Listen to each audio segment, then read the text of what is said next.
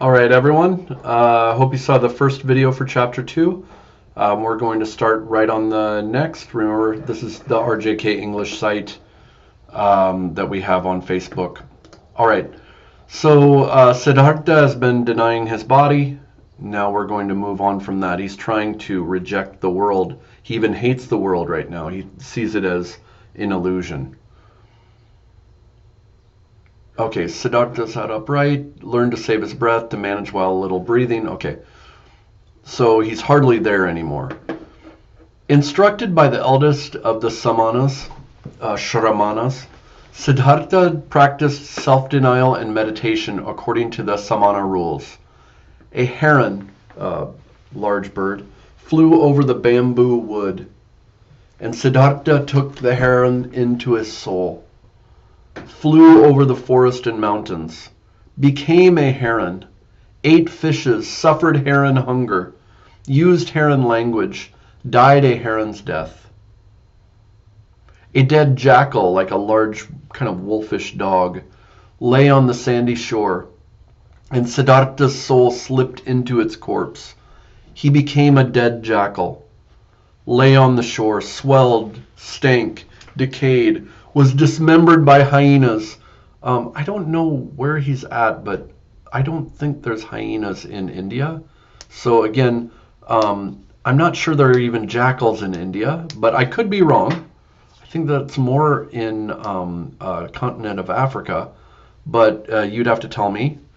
But anyways, he's looking at these dead things and he's imagining himself as those, or maybe, depending on what you believe, maybe he really is going into them through this power of understanding. And in here, we will see he does have some sort of powers from this. And possibly this is true, but we'll see here.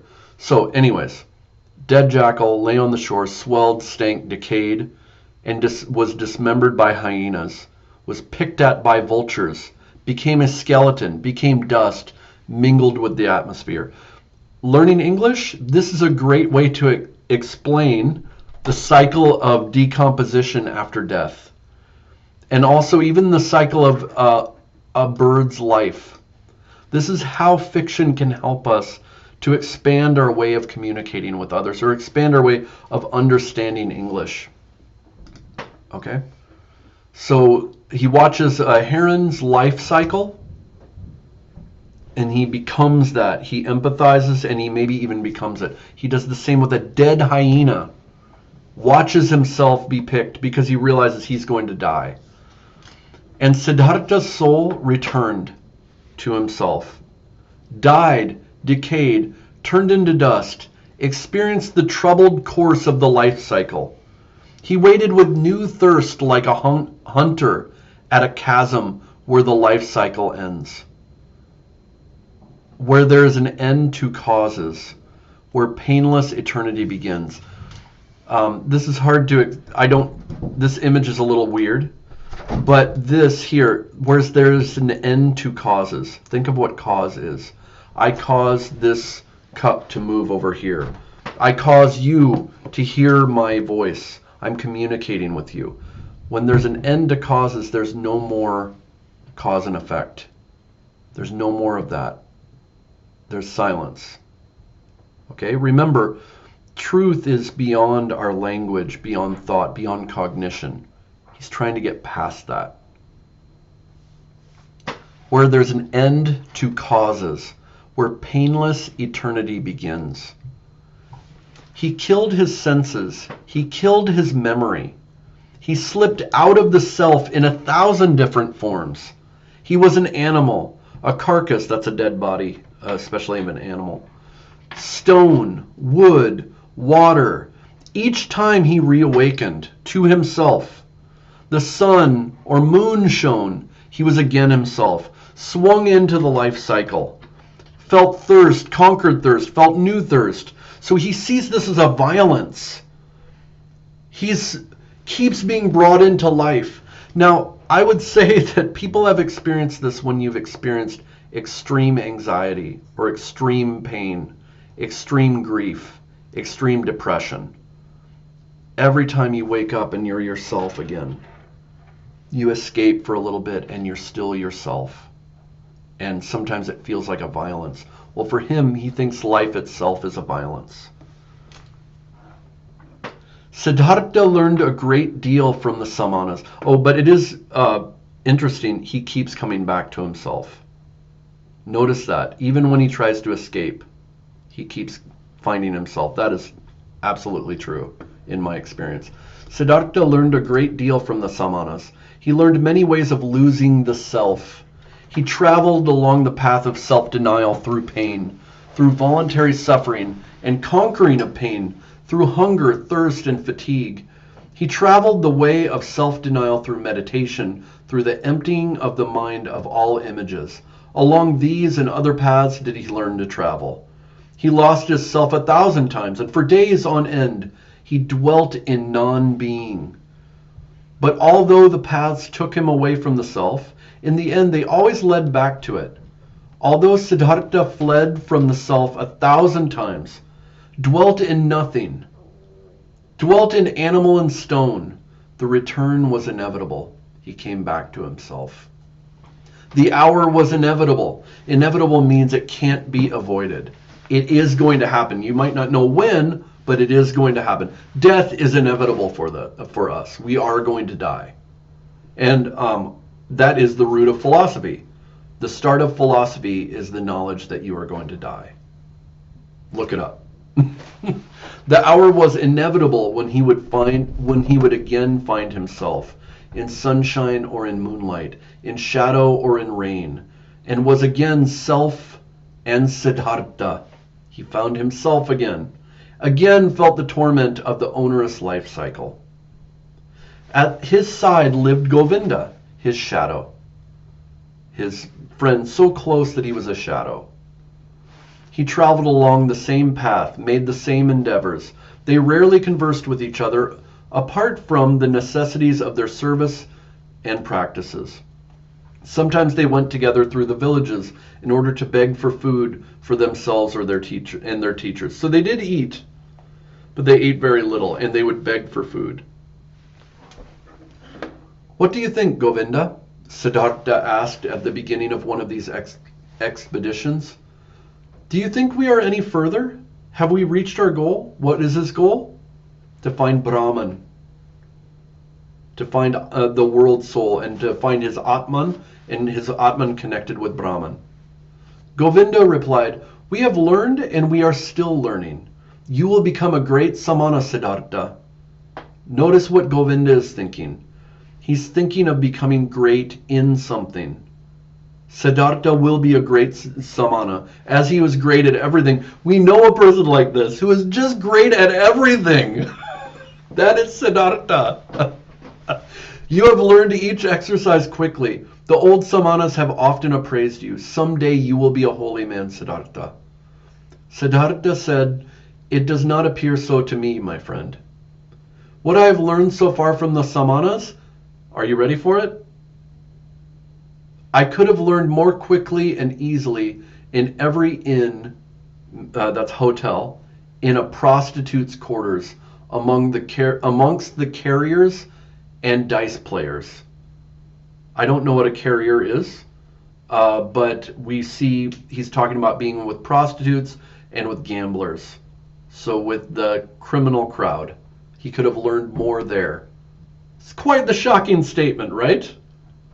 Probably this separates him from the Buddha already. We've seen that Hesse's not going in the same direction, right? There's something a little bit different between Hesse's, Siddhartha, and the Buddha. But if you look at anybody after the Buddha, they end up with the wretched of society. Look at the example would be Jesus. Who was Jesus around? The prostitutes and the criminals and the tax collectors. Everyone hates tax collectors. He was around the worst of people. Okay, was he the worst of people? No, I mean according to legend. And Jesus, this is my personal view, comes from the Buddha. The Buddha affected the Middle East very strongly and affected how people thought of Judaism and thought of monotheism, and it affected Jesus, and or it affected Greek and Roman society that later wrote the stories of Jesus. You can see it either way, but either way, a lot of what Jesus says is a lot like the Buddha, and the Buddha was around lowly people as well. Who are the people that go into prostitution or gamble or things like this? A lot of times they are the lowest people. They don't have many opportunities. Who wants to be a prostitute? You know, but you don't have many options. This is really where a lot of people are when they're poor, right? So Govinda says, so Siddhartha again says, what I have learned so far from the Samanas, I could have learned more quickly and easily in every inn in a prostitute's quarter, amongst the carriers and dice players. All this work he's done. This is what he's saying. Govinda said, Siddhartha is joking. How could you have learned meditation, holding the breath, and insensibility, not feeling, not sensing, towards hunger and pain with those wretches? And Siddhartha said softly, as if speaking to himself, what is meditation? What is abandonment of the body? What is fasting? What is holding of the breath? It's a flight from the self. It is a temporary escape from the torment of the self. It is a temporary palliative. This is something that helps you, like a drug or like medicine that you take, against the pain and folly of life. The driver of oxen makes this same flight, takes this temporary drug when he drinks a few bowls of rice wine or coconut milk in the inn. He then no longer feels his self. He no longer feels the pain of life. He then experiences temporary escape.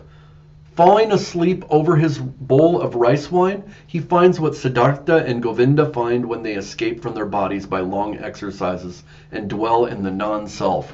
Bam! Wow! That is quite the statement.